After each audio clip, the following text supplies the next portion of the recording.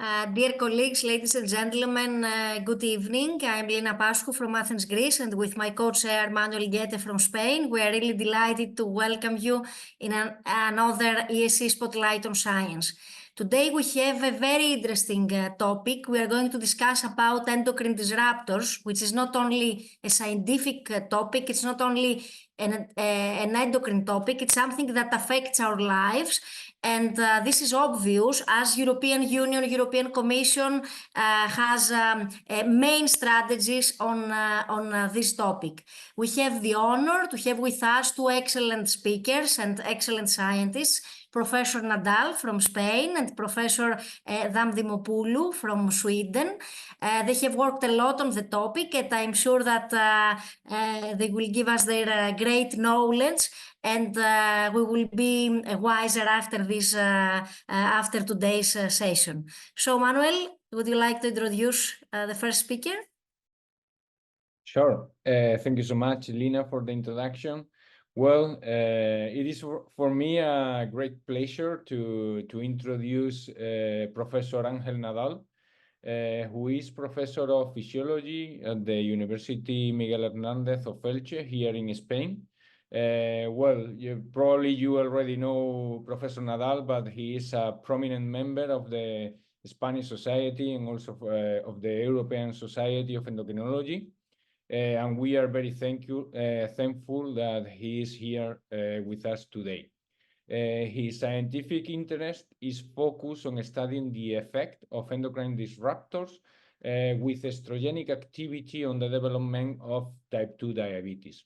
Indeed, some years ago, his group demonstrated that the bisphenol A induced hyperinsulinemia and insulin resistance in adult male mice. And after that, they also proved that this endocrine disruptor, bisphenol A, can, during pregnancy, predispose male offspring for the development of type 2 diabetes. These were the first indications demonstrating the link between this endocrine disruptor and the development of diabetes mellitus. As a consequence of that, Professor Nadal has been invited as a speaker in more than 100 conferences and seminars all over the world. Just to make a point, he has been invited for a Nobel conference in 2014 about estrogen signaling, and he has been also invited for the Gordon Conference on endocrine disruptors.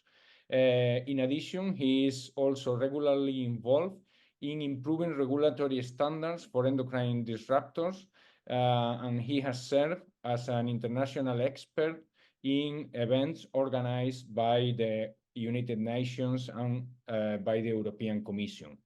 He has been also a member of the Endocrine Society advisory groups on endocrine disruptors, and he is currently a member of the Endocrine Disrupting Chemicals working group of this society, the European Society of Endocrinology. For all these merits, it is a great pleasure to have Professor Ángel Nadal here. So we are just ready to learn and be inspired by your talk. So when you are ready, Ángel, the floor is yours. Thank you very much, Manuel and Lina, for this invitation. The pleasure is mine, of course.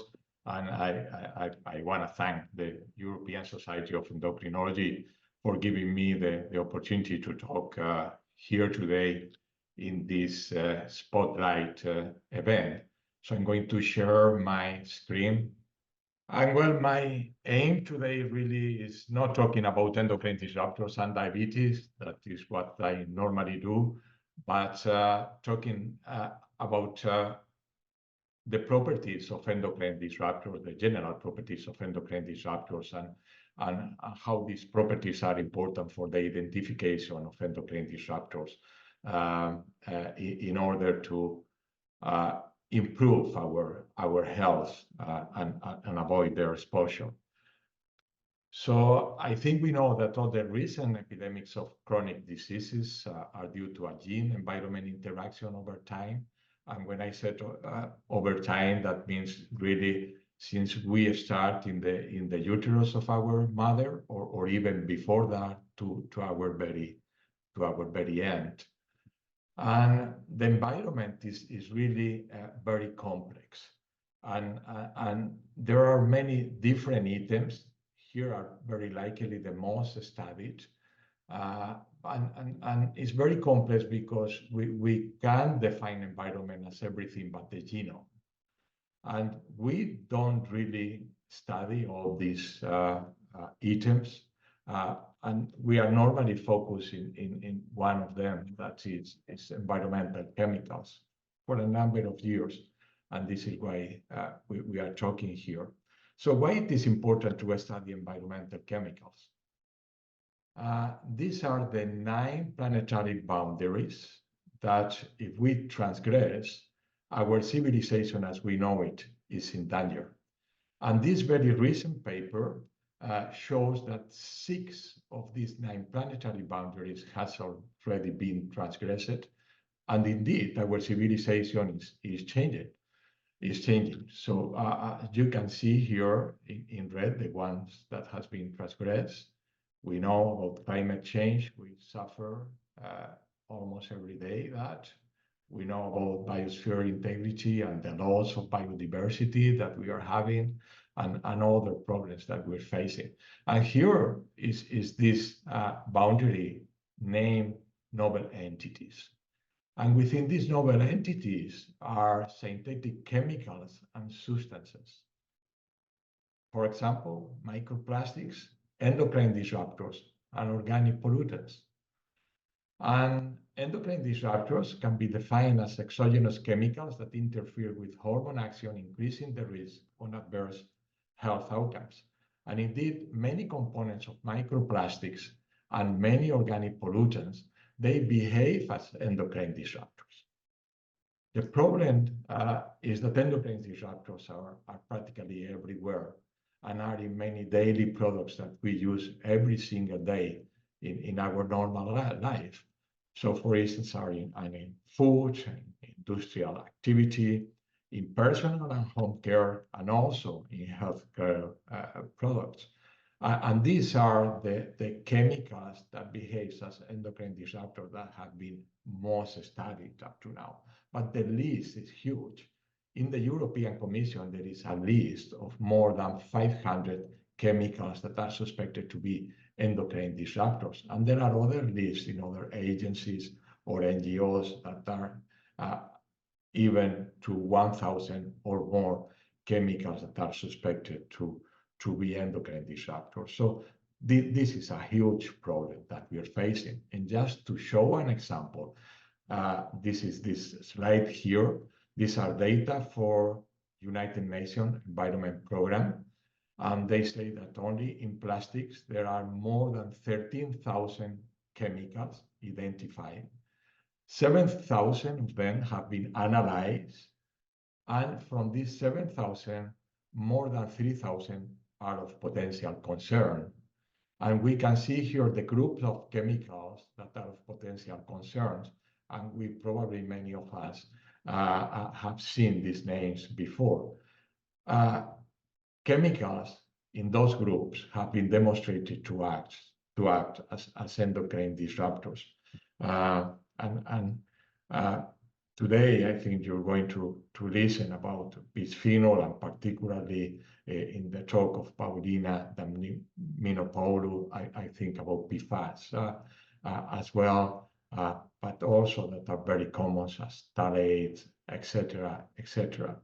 So that's a very complex problem, and it's a hazard for our health, because these chemicals have been associated, and in many cases have been demonstrated there is a causal relationship between 6 clusters of diseases and exposure to endocrine disruptors. And this is a statement from the Endocrine Society that we wrote some years ago. And here we review more than 1,000 papers. And the conclusion is that all these endocrine disruptors were related to female reproductive health, male reproductive health, hormone-sensitive cancers, thyroid gland dysfunction, neurodevelopment and neuroendocrine system, diabetes, obesity, and cardiovascular disease. And here in bold are those chemicals that are practically in all these diseases and are component of plastics that I just mentioned.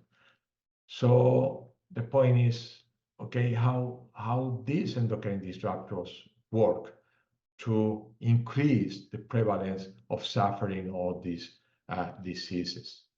I'm sorry, I forgot this slide that I just introduced in the talk, and that is important as well. So in addition to produce all this suffering to patients by increasing the prevalence of these diseases, it also costs a huge amount of money to our pocket, you know. And this is the annual cost of endocrine disruptor exposure in the European Union. It has been calculated to be more than 160 billion euros, which is 1.22% of the EU gross domestic product. So the point now is, okay, how can we identify these chemicals and can later get rid of them? So these are the endocrine disruptor criteria for the identification from the European Chemical Agency. And we need to identify these 3 points. We have to demonstrate that there is an adverse effect caused by the endocrine disruptor, has an endocrine mode of action, and the adverse effect is a consequence of the endocrine mode of action. So the mode of action is really something very important and needs to be very much studied. And indeed, if we go to this paper and you read it, we can find the key characteristic that the features that characterize the action of endocrine disruptors and are practically the mode of action that they have or they use are ligand as agonists to receptors, as antagonists, change the receptor expression or change signal transduction, etc. So these are the mode of action, and the point is that with this mode of action, there are some properties and challenges that emerge. These are two of the three main properties of endocrine disruptors that are needed to include in testing protocols. Low dose effects, non-monotonic dose responses, and the long latency effects. So how low dose effects are produced, and normally because of the mode of action. It is not known in all the cases, but in some of them, even the mechanism of action at the molecular level is known. And we have been working on that in the pancreatic beta cells, where we know that bisphenol A, for instance, at low concentration, like we are exposed, in this case, 1 nanomolar, can bind to estrogen receptors and directly regulate ion channels at the membrane or regulate the genes that codify, that encode for ion channels at the membrane. And because of the properties of the pancreatic beta cells, the fact that bisphenol A can do that in the presence of glucose produces a real signal amplification, and therefore a low concentration and initially a low effect can be very much amplified and produce a 20-25% change in the insulin release. And this has been identified as well in other cell systems.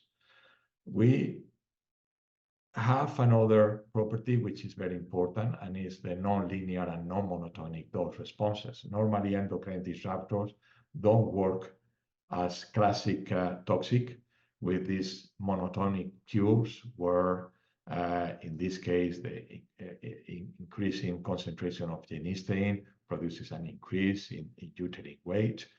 But they work normally using these non-monotonic curves that show here, for example, for bisphenol A an inverted U shape, where high doses don't produce any effect, low doses or very low doses produce an effect. And this is important for regulation because normally only high doses are tested.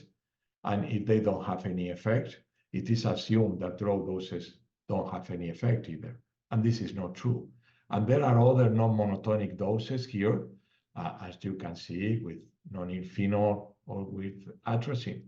And it happens as well, as we know, with hormones. And endocrine disruptors finally work using hormone mechanisms. And for instance, this is a molecular mechanism for a non-monotonic dose response that we did in pancreatic beta cell measuring calcium influx. So at low doses of bisphenol A, 1 nanomolar through the estrogen receptor ER beta, there is a decrease in the messenger RNA production of calcium, voltage-gated calcium channels. And the calcium signal decreases with these very low doses. So we have this curve here. But high doses, as 100 nanomolar, activates ER beta and ER alpha at the same time. And ER alpha, through another mechanism, which is non-genomic, regulates the calcium channel, but increases the activity of the calcium channels. So that produces a different dose response. And if we put both together, we add them, we have this. That is what we obtained. This is a non-monotonic U dose response. So if we only try the high dose, we have seen no effect. But we see no effect because we are adding two effects which are important at the very same time. So we can explain non-monotonic dose responses from a molecular point of view as well. And now we're going to the third property, which are the latent effects.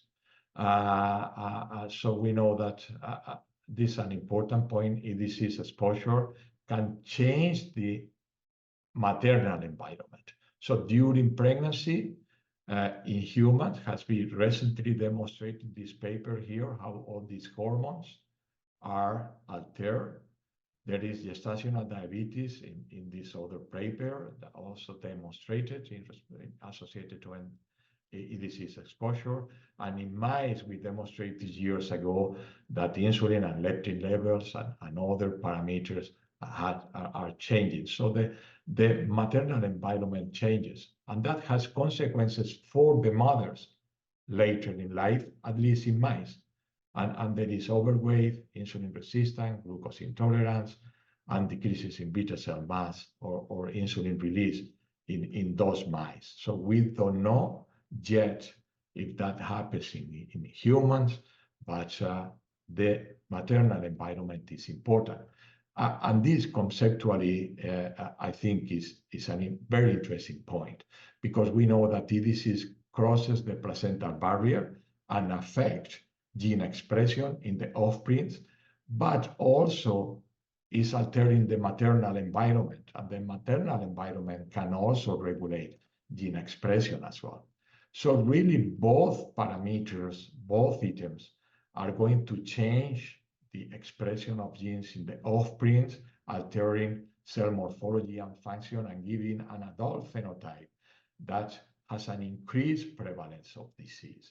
And this is something new that is appearing, that the fact that this maternal environment can also be affected and have a role in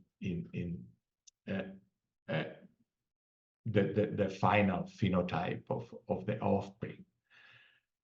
And finally, something which is very worrying is in addition to the intergenerational effects, the transgenerational effects that is happening in the great-grandchild that have never been exposed to the endocrine disruptors. So, of course, the first generation has been exposed, the second one has been exposed through the germ cells, but the third one has never seen the endocrine disruptor.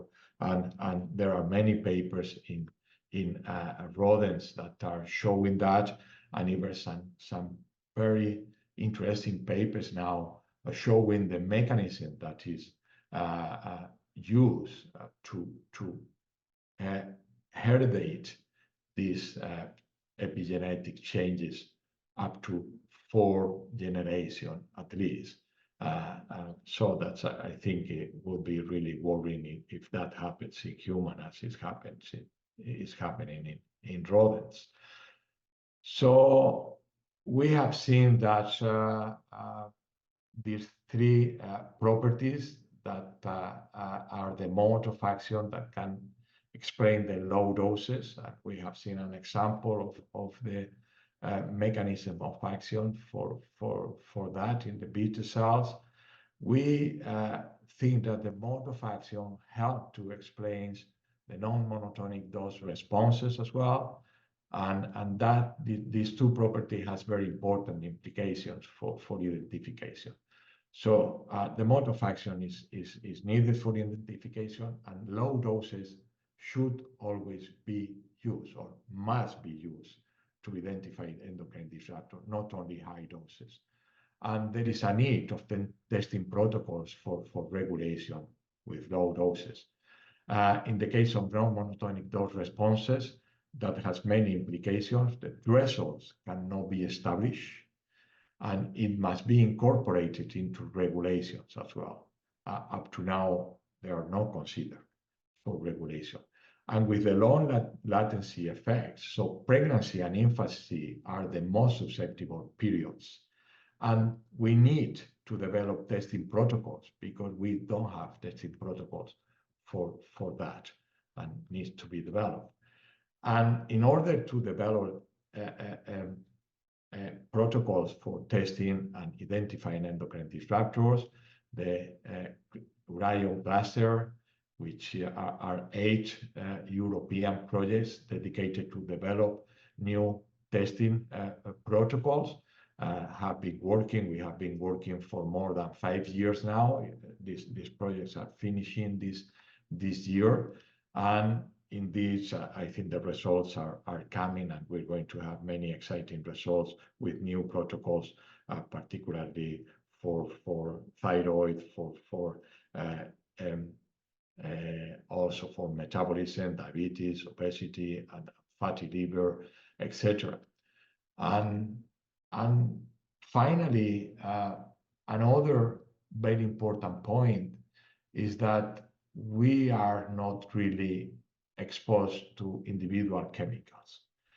This is a quote from this paper here that has been, I think, groundbreaking in the field, and was published in Science a couple of years ago. And it says that chemical regulation is entirely based on the risk assessment of individual compounds, leaving the real-life impact of chemical mixtures unexamined and unregulated. So we need to regulate mixtures because that's the real world.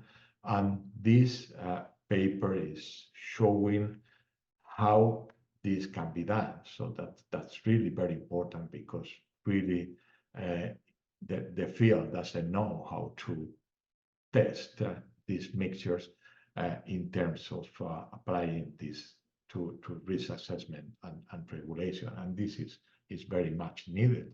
So in this other paper that was led by Jane Manke, that we propose is to have something similar to the real world, and would be to test really what is in contact with our food and beverages, and have migration tests and high throughput in vitro screenings for the 6 cluster of diseases with the mixtures that is migrating here, and later do the chemical analysis. But really the screening should be mechanism based and identifying the key characteristic, key initiating events, or other mechanism of action of the overall migrate, not really by individual chemicals. And well, knowing these general properties and how we need to use them to properly identify endocrine disruptor, what can we do now? So we can, at the individual level, we can try to decrease exposure to EDCs. It's really what, as individuals, really what the only thing we can do. And here are some yes, advice to trying to decrease exposure, mostly during infancy and during pregnancy.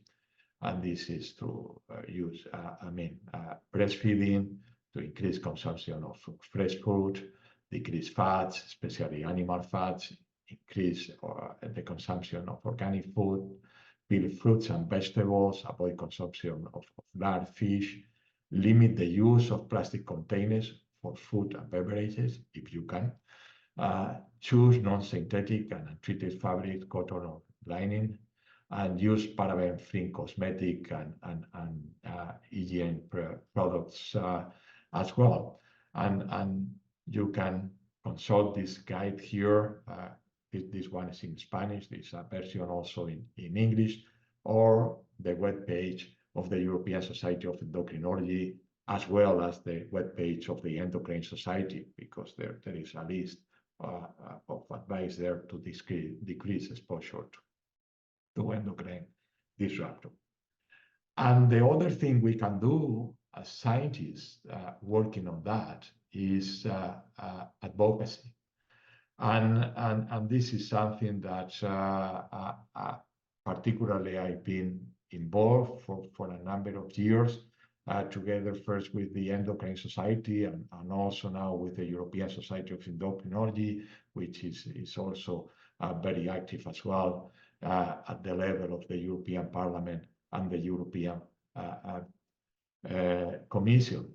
So that we try to do there is to bring qualified science-based information free of bias and vested interest to stakeholders and to the politicians. And we do that through meetings there, giving talks and doing briefings with members of the European Parliament, even with the commissioners of health and the commissioners of environment as well. And so we try to influence the regulation of endocrine disruptors in both the European Commission and the European Parliament in order to have a better regulation and to try to decrease or ban those chemicals that we think are suspicious of of being endocrine disruptors, and particularly to improve the identification of those chemicals that can behave as endocrine disruptors. And sometimes,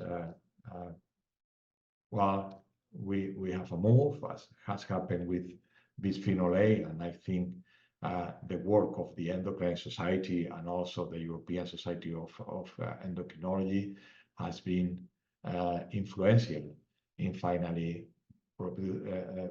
making bisphenol A in food as a health risk, as what was stated by the European Food and Safety Authority like 1 year ago. And this took us more or less 25 years since the first effects were seen in mice. So we hope that trying to work together, we can avoid this long period of time in order to reduce exposure to other dangerous endocrine disruptors. And with that, I finish, and thank you for your attention. Thank you so much, Angel, for this very inspiring presentation. Please remember, all of you that are connected to the session, that we will have at the end time for question and answer. So if you want, you can start sending your comments or your questions through the chat, and we will have time after the second presentation to ask all those questions to Professor Nadal. Thank you so much.